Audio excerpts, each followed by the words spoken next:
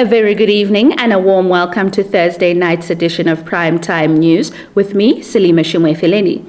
Leading our top news tonight, 5 government schools in the Okahanja circuit have temporarily closed due to the outbreak of COVID-19 among teachers, principals and learners. This is according to Ottosonjupa Regional Education Director Josephine Mutenda. Ottosonjupa Regional Education Director Josephine Mutenda, in an interview with Nampa on Thursday, said the affected schools are the 5 Rand, Aurora and Okahanja Primary Schools, KW Von Maries Combined School, and JG van der Vat Senior Secondary, all in the education circuit of Okahanja. She said that the affected are both teachers and learners, while the schools will only reopen on Monday or Tuesday next week. The closure of the schools started on Monday in Okahanja, while the Directorate continues to monitor the situation for the Oshivarongo and Grootfontein circuits, where there are also isolated cases of COVID-19. Mutenda also explained that the 4-8 primary school at Oshivarongo will be closed on Thursday and Friday since there is a substantial number of cases recorded at the school. We are in close contact with the Ministry of Health and Social Services in advising us how to close down the schools and when to reopen them, she said. United Nations Development Programme UNDP Deputy Resident Representative to Namibia, Dr. Armstrong Alexis, said there is a need for urgent collaborative action to revive damaged ecosystems which all people depend on for survival. In a media statement issued by UNDP on Wednesday, Dr. Armstrong Alexis also highlighted that the commemoration held under the theme Ecosystem Restoration coincides with the work of the Integrated Landscape Approach to Enhancing Livelihoods and Environmental Governance to Eradicate Poverty project. He further added that the project was designed to promote a landscape management approach that integrates key agricultural and forest landscapes, reducing poverty through sustainable nature-based livelihoods, protecting and restoring forests as carbon sinks, and promoting land degradation neutrality. Speaking at the same occasion, Ministry of Environment, Forestry and Tourism Executive Director Theophilus Ngitila noted that the Zambezi region has great potential to increase food production, which can be done through sustainable harvesting of natural resources. He further said having the Directorate of Forestry as part of the ministry presents an opportunity to ensure maximization of forest resources conservation. Additionally, he urged the Namibia Nature Foundation, responsible for facilitation of activities at local level in the region, to see to it that the planned activities not only focus on tourism but also on sustainable livestock farming. On his part, Pungu Constituency Councillor Titus Shudifonya noted that due to many factors such as climate change, the landscape has changed tremendously.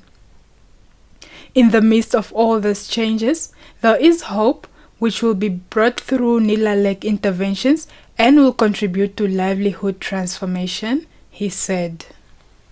Since 2020, over 60 young people have graduated with a certificate in basic computer skills after completing a 3-month computer course with the Ministry of Information and Communication Technology in the Kavango East region. The Basic Computer Literacy Program started in 2020, training 68 young people between the ages of 18 and 35. MICT's Information Officer in the Kavango East region, Cecilia Iyambo, told Nampa on Wednesday computer literacy is a very important skill to possess in today's world, and it is vital to empower the youth with the necessary ICT skills. Iyambo said the program was in line with the ministry's strategic plan of 2017 to 2022, aimed at accelerating information and communication technology development, access, and use for an inclusive ICT smart Namibia. One of the graduates, Lucas Mbambo, told this agency that the program was of much assistance to him because he never knew anything about computers and he can now operate a computer on his own without any assistance. Another graduate, Martha Martin, said the program was interesting and fun, and since she does not have a computer at home, she has learned how to use different computer programs like Microsoft Word, Office, and Excel. She said the certificate will help her look for employment during the holidays since she is a student upgrading her subjects, and she will use her skills to help others who do not know how to use computers. The Basic Computer Literacy Program is an ongoing initiative and has so far registered over 500 youth that are to be trained in basic computer skills. Stand by for your top roundup.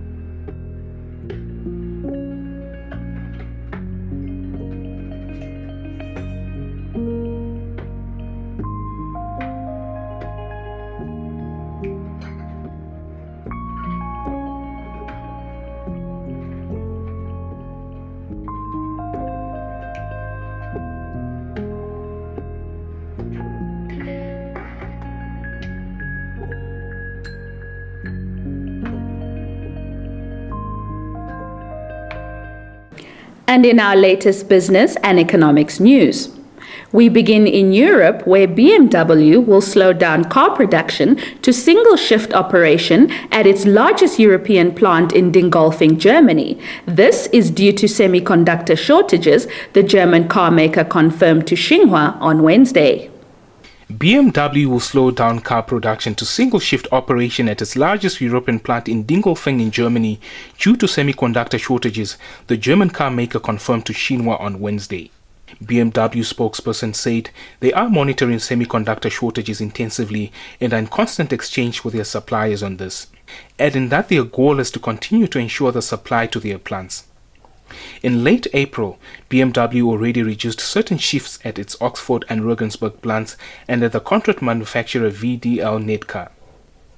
German car manufacturers Daimler and Volkswagen also recorded temporary reduction in production due to chip shortages. Reflecting problems with the global supply of semiconductors, the indicator of production expectations in the German automotive sector dropped from 42 to 10 points in May, the IFO Institute said on Tuesday. Institute expert Klaus Vorab in a statement said the automotive industry and its suppliers are significantly scaling back their expectations but continue to anticipate production increases. Moving on to our southern neighbor, South Africa's current account surplus has increased substantially to the second highest level on record in the first quarter, the South African Reserve Bank showed on Thursday. South Africa's current account surplus rose to 267 billion rand from 198 billion rand in the fourth quarter. As a ratio of gross domestic product, the current account surplus widened to 5% in the first quarter from 3.7% in the previous 3 months. The trade surplus advanced to 430 billion rand in the first quarter from 425 billion rand, driven by record merchandise exports. The shortfall on the services income and current transfer account narrowed noticeably to 163 billion rand in the first quarter from a large deficit of 227 billion rand in the final quarter of 2020. We will be back after the business and economics roundup.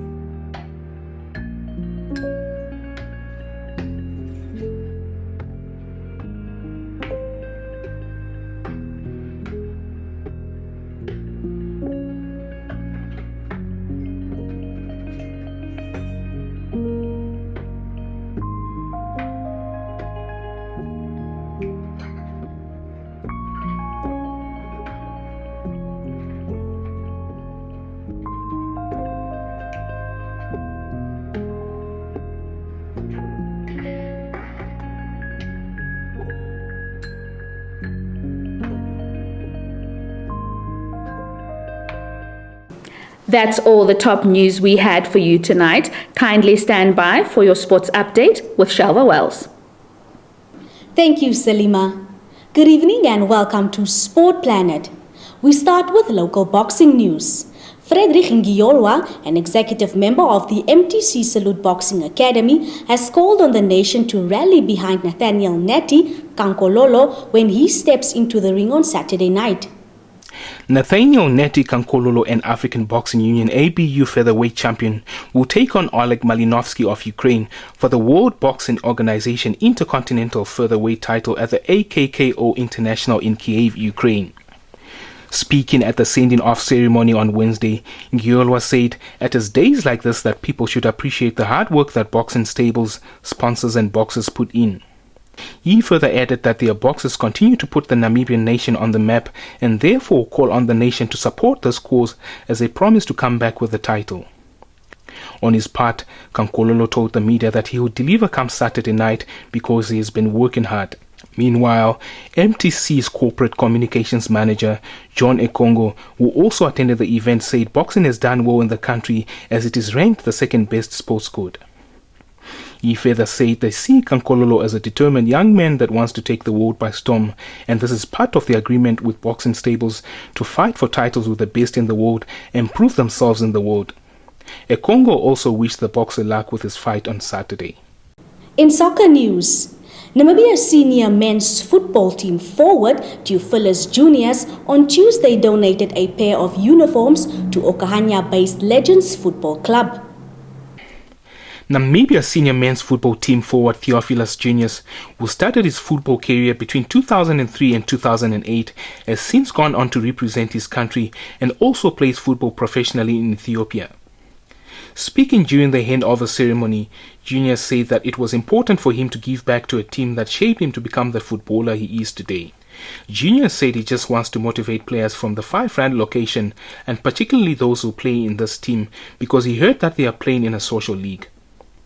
The striker said proper development is key to a player being able to produce his best, and is thus adamant that teams like Legends FC must be supported. Meanwhile, Legends FC player coach Emmanuel Ananias applauded Juniors for his sponsorship, saying that the team management was grateful to Juniors for giving back to the community from where he emerged. Juniors started his football career in 2003 with Legends FC before joining Okahanya-based Spoilers FC, where he stayed until 2011.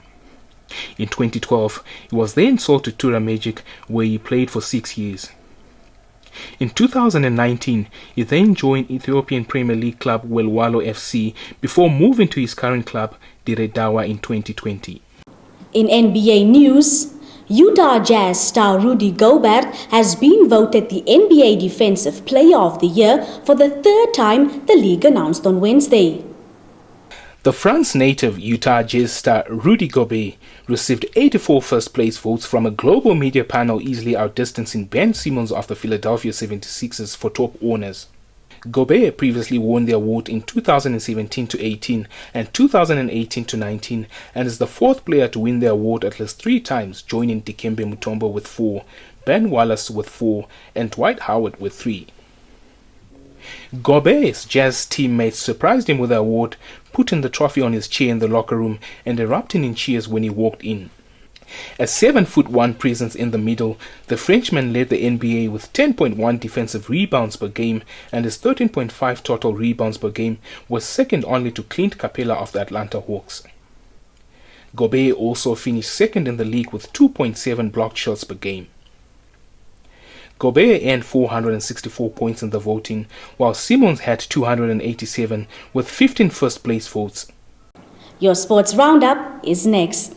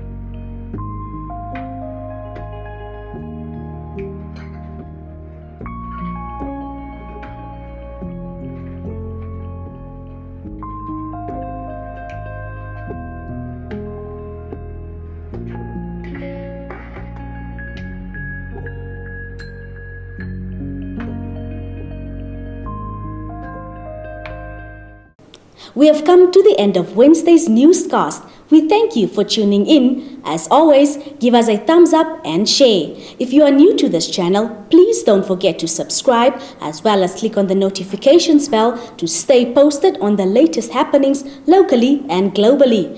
Do make a date with us tomorrow for your dosage of primetime news. From myself and the entire crew behind the scenes, it's good night.